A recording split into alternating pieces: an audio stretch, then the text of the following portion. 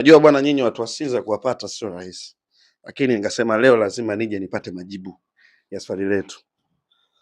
Ulienda Karibu. kazini leo? Karibu bana, karibu nipo. Na Karibu. Bible nini? Nilikuwa nasoma hapa. Karibu. Lakini nikasema bwana, leo lazima nikutembelee. Karibu sana. Mambo vipi lakini? Safi kaka. Kwema. Habari ya majukumu? Bwana, leo tunataka tupate majibu ya swali letu. Ndio. Swali letu linasema kwa nini ndugu au watu wa karibu wanaweza kutengeneza historia mbaya kwa mtu? Ndio swali letu la leo. Okay. Niko tayari kuwapa majibu ya swali hili. Najua jamii imekuwa ikipata changamoto juu ya swali hili na pengine wanahitaji ufafanuzi zaidi. Japo nitakupa ufafanuzi, umenishtukiza lakini nitakupa majibu. Kwanza lazima tujue kuna mambo matatu au manne juu ya swala hili. Unajua, kwanza kuna wivu, cha kwanza.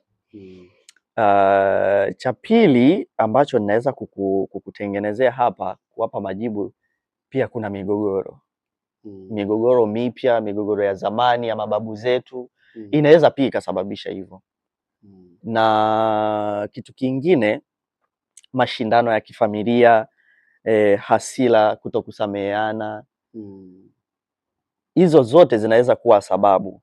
Na tukisoma katika maandiko ya Biblia, tunasoma katika kitabu cha Warumi, ile sura ya 12, aya 12, sura ile ya 10, utaona ni namna gani haya mambo yalianza kutokea hata huko mwanzo. Visasi vilikuwa hapo. Ndugu kuchukiana kulikuwa hapo. Tunaona Kaini na Abel, kama sikosei, waliweza kuuana na kuchukiana. Lakini katika hayo maandiko ya kibiblia tunaona kabisa kwamba yanaweza kutengeneza pia, sio kubomoa tu, wala kutengeneza historia mbaya, bali kupitia hayo yanaweza yakatengeneza kitu kizuri. Basi tujikite kwenye swali kwamba wanaweza kutengeneza historia mbaya kiasi gani? Kutokana na wivu, inaweza kutengeneza historia mbaya. Mimi na wewe, ikitokea leo mimi wewe ni ndugu yangu, ikatokea kwamba mimi nimefanikiwa, najua hutotamani automatically kwamba mimi kwa nini nifanikiwe wewe uko chini. Kitu ambacho sasa wewe kitaanza kukutengenezea wivu. Pengine utanisalimia, lakini ukienda nje utanizungumza kwa namna nyingine kwamba George amekuwa tajiri, pengine anajiona sana, ama ana majivuno. Lakini tunaona pia katika hali hiyo pia visababishi kama hicho nilichokisema namba 2, kwamba makosa ya zamani yanaweza kuleta yakaambukiza jamii ama yakaambukiza familia.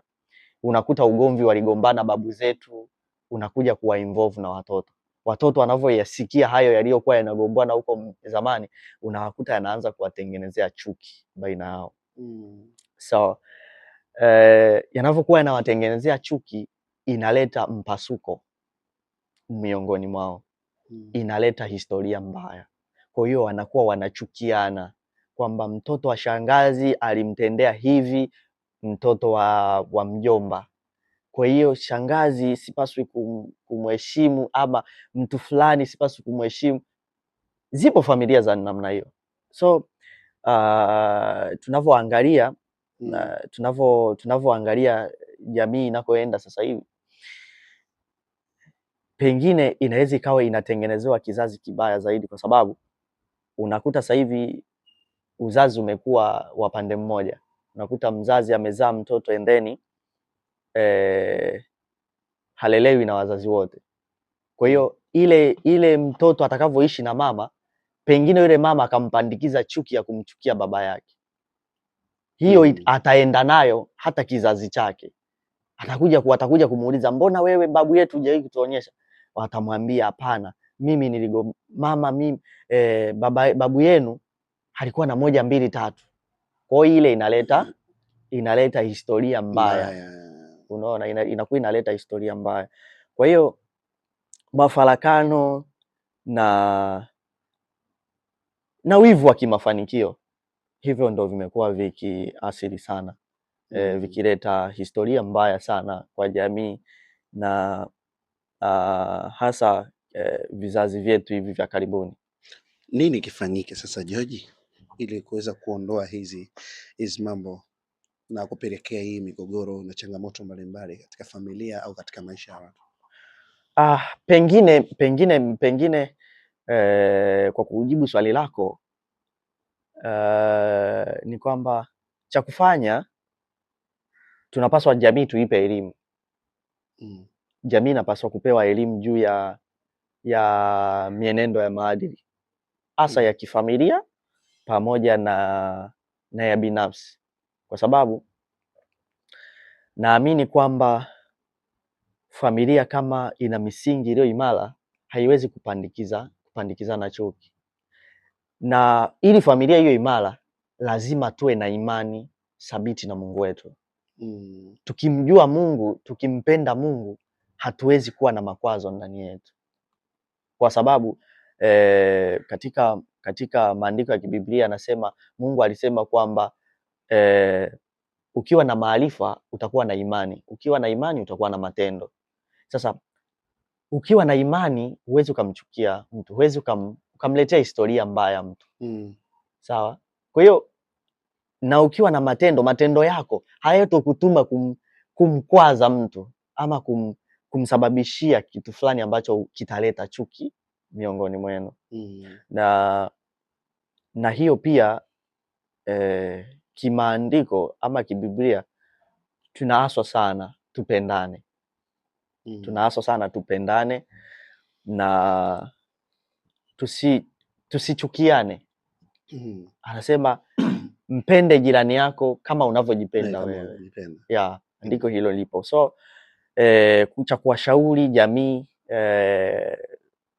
kianza na mimi binafsi, so mimi na wewe hapa tunapaswa pia tuanze kupendana. Sio tu familia zinatengenezeana historia mbaya, kwa hiyo hata marafiki tunatengenezeana historia mbaya. Kuna mtu utamani tena kumuona, unaona wafanya kazi wenzetu wanatuletea historia mbaya, unanichongea kwa bosi, nitakuchukia, utanikuta sehemu nyingine na nitakuwa na kinyongo na wewe. Kwa hiyo lazima tupendane sisi miongoni mwetu pia, achana na familia, lakini hata sisi pia miongoni mwa jamii tupendane, kwa sababu mmoja akinungunika, hayo manunguniko lazima tu yatakuwa yanamuumiza, na mbele za Mungu manunguniko ya mtu ni adhabu kali sana, ambayo pengine ikaziba riziki yako, ikaziba pengine mambo fulani ambayo wewe unayaona, kumbe mwenzio anaumia mahali fulani. Pengine siku hizi mahusiano tunayokuwa nayo, kwa hiyo yanaweza kugusa nyanja ambayo umemtenda binti wa watu, sasa ameona naumia, anakuwa ananungunika ndani yake, so inakutengenezea wewe historia mbaya, pengine kwa kujua ama usijue, lakini lazima ilete historia mbaya.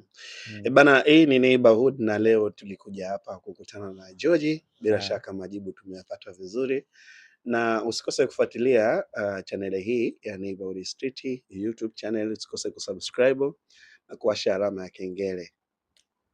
Kwa hiyo bwana George leo ametupa majibu. Nakushukuru sana, nakushukuru pia kwa kuja kunitembelea. Ndio. Nakushukuru sana. Watazamaji, tumuunge mkono na vipindi vizuri, tuvitazame, vinafundisha, jamii inajifunza. Nakushukuru sana. Karibu. Nakushukuru sana. Ngoja tuangalie.